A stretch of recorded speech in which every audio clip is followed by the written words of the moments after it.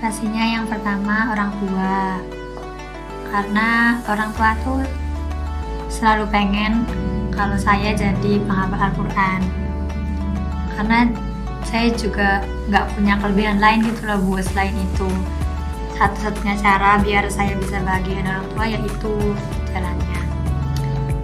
Awalnya sih berat, soalnya masih pengen kayak senang-senang gitu loh Bu, lihat orang senang-senang.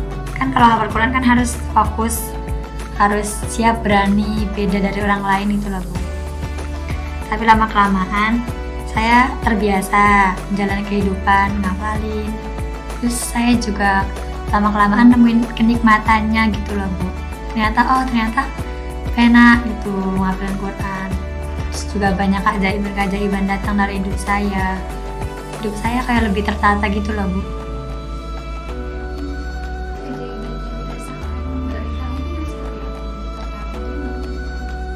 Kayak misalnya kan saya dari Indramayu, saya tuh gak pernah kepikiran gitu loh Bu kalau mau ke Jogja, dan mustahil banget gitu loh kalau saya bisa sekolah di luar. Terus Allah tuh bukain jalan saya bisa ke Jogja sini dari orang yang orangnya tuh tertarik gitu loh Bu sama yang hafal Quran. Akhirnya saya dibukain jalan biar bisa sekolah di Jogja dan ditanggung sama orangnya.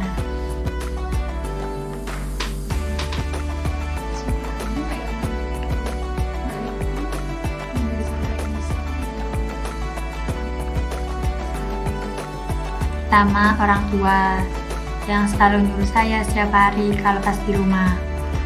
Terus yang kedua, itu orang yang udah biayain saya, dan saya anggap seperti ibu saya sendiri. Ya. Paling lihat keutamaan sih Bu.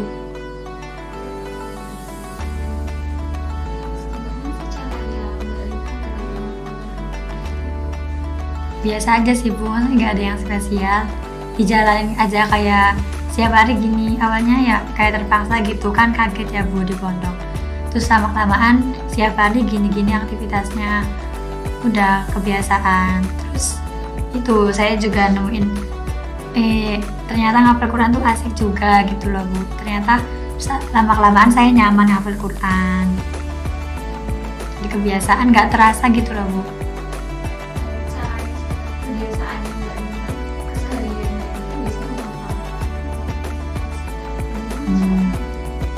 Biasanya sih kalau habis ngaji subuh tuh Bu, saya jadwal sendiri. Kalau habis itu saya bikin undaan gitulah, hafalan yang baru. Terus kalau habis zuhur saya bikin yang deresannya. Kan di pondok saya ada deresannya seprapat, malam seprapat, subuh juga seprapat. Terus zuhurnya saya bikin deresan malam, asarnya saya bikin deresan pagi buat subuhnya itu. Terus malamnya saya ngelalar lagi semuanya. Ya.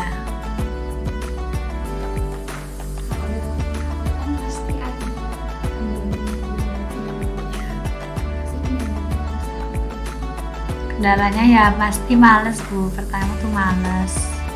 Terus masih pengen kayak ntar aja gitu. Pengen ngupload dulu, pengen baca novel, pengen tidur gitu. Kendalanya itu malas. Terus disiplin waktu juga. Waktunya kan kadang padat gitu loh Bu. Cari-cari waktu buat ngapalin tuh kadang susah. Kayak kan dulu kan libur tau Bu, libur masih bisa ngatur, tapi kalau udah sekolah gini tuh kadang susah gitu loh Bu. Iya, membagi waktu.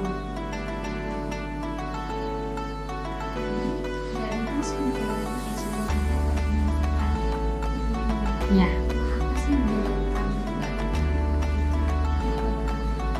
Hikmahnya sih kayak, kan dulu kan saya tuh kayak orang pemarah gitu loh Bu, kayak ya tertata gitu, masih nakal, sering main-main, nggak pernah serius.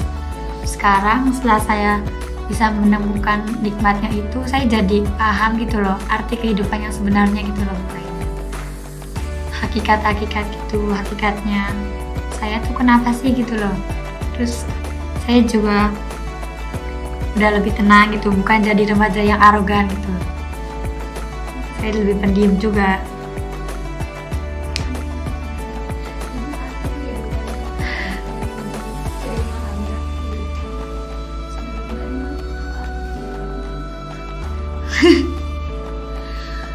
Kehidupan itu ya sederhana gitu lah Bu. Ternyata kita tuh nggak usah muluk-muluk jadi ini jadi itu. Ya maksudnya itu udah ada jalannya sendiri gitu loh. Gak usah mikirin besok gimana, tinggal kita jalanin aja, itu maksudnya.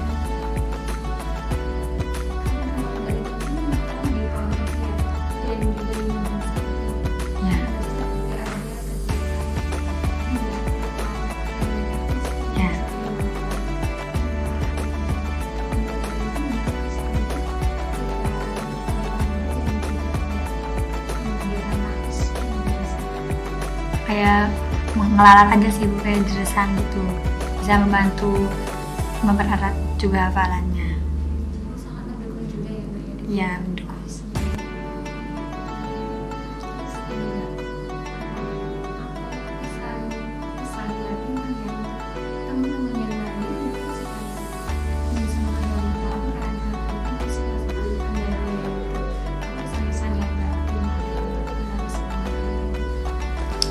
Apa ya Bu? Kesannya sih tetap semangat aja, karena hafal Quran tuh kalau belum niat dari hati kan susah ya Bu. Tapi tetap berusaha aja, karena yang awalnya tuh terpaksa nggak apa-apa, tapi lama-lama tuh pasti kebiasaan sendirinya gitu loh. Kalau ada yang sesuatu yang kita nggak suka, dijalanin dulu, terus pasti lama-lama tuh kebiasaan sendiri, terus sukanya tuh muncul sendiri gitu loh.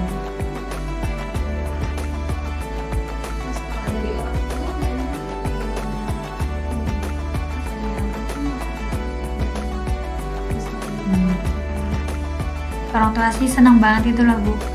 Orang tua saya itu kan sebelum mondok sama setelah mondok tuh ada perubahan gitu loh Bu, kondisi rumah saya. Orang tua tuh seneng banget kalau lihat saya ngapal Quran. Kalau di rumah misalnya pulang liburan, orang tua tuh intinya yang penting deras, gak usah pekerjaan rumah juga gak apa-apa gitu loh Bu. Jadi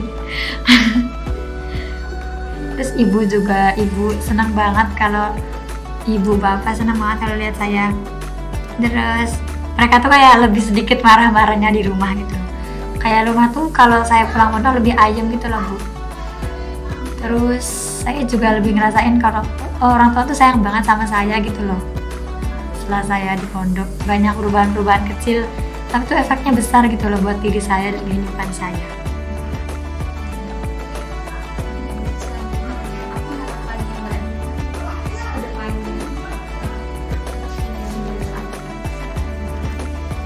Buat saya sendiri Bu, harapannya ya semoga saya bisa selalu istiqomah menjaga hafalan saya dan gak bosan-bosan gitu loh Bu ngafalin Quran.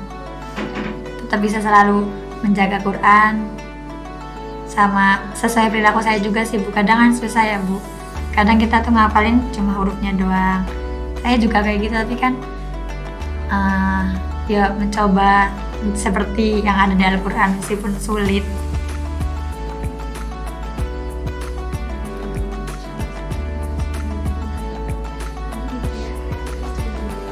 Amin. Amin. Sama-sama Bu, sama. Apa sih motivasi kamu untuk menghafal Al-Quran? Motivasi untuk menghafal Al-Quran yang pertama dari orang tua. Orang tua tuh pengen banget aku jadi penghafal Al-Quran, apalagi bapak. Nggak tahu kenapa pengen banget. Mungkin karena lingkungan bapak juga orang-orang yang mengaji, jadinya kayak anaknya harus hafal Al-Quran gitu. Ya nggak harus juga, tapi kalau bisa hafal Al-Quran gitu. Oke. Kiat untuk menghafalkan Al-Quran? Kiat-kiatnya yang pertama niat, harus benar-benar punya niat buat menghafal Al-Quran. Kalau cuman karena terpaksa menurutku gimana ya, nggak aja. Soalnya nanti malah jadi beban menurutku ya. Kalau aku tuh menghafal Al-Quran tuh pertama kan kalau di pondokku metodenya menunggu dawuh dari ibu gitu. Nah itu tuh dulu aku tuh pernah didawuhi sama ibu buat menghafal, tapi mungkin karena kaget ya, jadi kayak belum mikir buat bener-bener menghafal yang jus-jus gitu loh. Akhirnya aku menolak pada saat itu.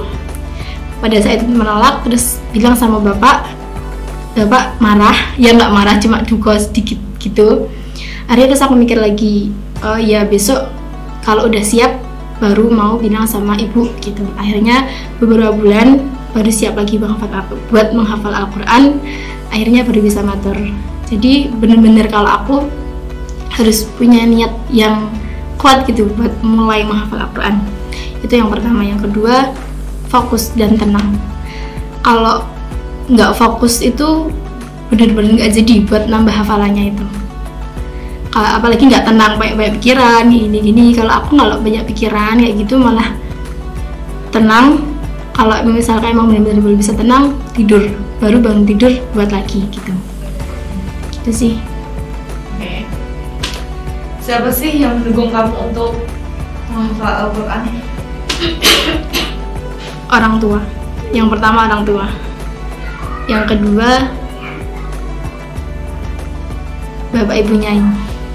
Kayak nggak tahu aja kalau lihat bapak ibunya itu kayak jadi semangat gitu buat menghafal Al-Quran. Yang ketiga sama teman-teman tuh banyak yang ngeliat hafal gitu, jadi kayak semangat juga. Kendala apa aja sih yang kamu hadapi dalam menghafal Al-Quran? Kendalanya males, soalnya aku tuh sangat pemalas sekali. Jadi kalau bener-bener males tuh bener-bener nggak deres, gimana ya, nggak deres, cuma jadi nggak masuk gitu loh. Harus bener-bener yang punya semangat, punya tekad yang kuat kayak gitu. Terus sekarang kan masih sekolah, bagi waktu buat sekolah, buat deres, buat di pondok itu susah banget, kayak harus benar-benar di manage dengan baik. Hal positif apa dalam hikmah menghafal Al-Quran? Jadi tahu banyak hal, jadi nambah ilmu, kayak banyak hal-hal yang ternyata luar biasa gitu loh kalau kita tuh bener-bener memahami apa Al-Quran gitu, memahami setiap ayat-ayat ini, jadi kayak tahu, oh ini maksud Tuhan, ini maksud Allah menciptakan ini, maksudnya Allah menciptakan ini. Itu buat pelajaran tuh jadi bisa ngambil banyak pelajaran banget. Apa sih harapan kamu untuk kedepannya? Harapannya semoga dengan membaca Al-Quran, menghafal dan memahami ayat-ayat Al-Quran, kita mendapatkan rahmat dan kasih sayang dari Allah Subhanahu wa Ta'ala, dan semoga hidup kita menjadi hidup yang lebih baik lagi ke depannya, dan semoga di akhirat kelak kita bisa bersama orang-orang yang beriman. Oke, thank you. Apa sih motivasi kamu untuk menghafal Al-Quran? Motivasi saya yaitu ya sama kayak yang lainnya, orang tua. Kayak dari kecil nggak tahu gitu apa itu mondok gitu kan, mas saya mondok, aku diikutin gitu aja pas masih kecil. Terus kayak di situ programnya hafal Quran kayak di Kudus gitu kan, terus kayak ya udah menghafal Quran ngalir gitu aja, kayak hafalin terus. Tapi ya motivasi Kiat untuk menghafal Al-Quran. ya ini mungkin bakal kayak sama yang lain ya, kayak meluruskan niat, fokus itu penting. Terus istiqomah ya, kamu harus istiqomah. Siapa sih yang mendukung kamu untuk menghafal Al-Quran? Yang mendukung saya menghafal Quran, orang tua pastinya, guru ya, punyai Pak Yai itu, Ustadz Sadah dulu yang pernah ngajar, teman-teman, orang-orang yang di sekitar tuh kayak wah, menghafal Quran tuh membuatku kayak ini dukungan lebih, aku harus bisa menghafal Quran, aku bisa menyelesaikannya, aku harus bisa. Kendala apa sih yang biasa kamu hadapi dalam menghafal Al-Quran? Ada ya, kendalanya itu sama karena saya masih pelajar ya, mengatur waktu, membagi waktu dengan begitu susah banget. Kayak pulang sekolah capek, tidur, habis tidur lapar, makan, kapan beresnya, kapan hafalinnya, kan kayak gitu. Terus juga ada kendala lain karena saya masuk kaum perubahan nih ya, malas banget gitu. Hal positif apa hikmah yang dapat kamu ambil dalam menghafal Al-Quran? Positifnya tuh saya gitu yang sebagai masih remaja, masih banyak ya masalah, banyak hal-hal sulit, itu bikin kita bisa mendewasakan diri, kayak hati lebih tenang, lebih jernih, kayak mantap banget. Kesan dan kesan adik kelas?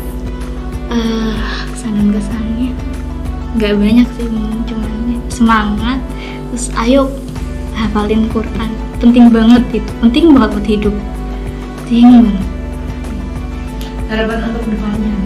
Untuk kedepannya semoga banyak orang yang akan interesting untuk menghafal Quran. Terus juga walaupun menghafal tuh juga harusnya menjaga gitu. Semoga ya banyak interest dan bisa menjaga gitu. Oke, thank you. Sama-sama. Terima kasih kembali.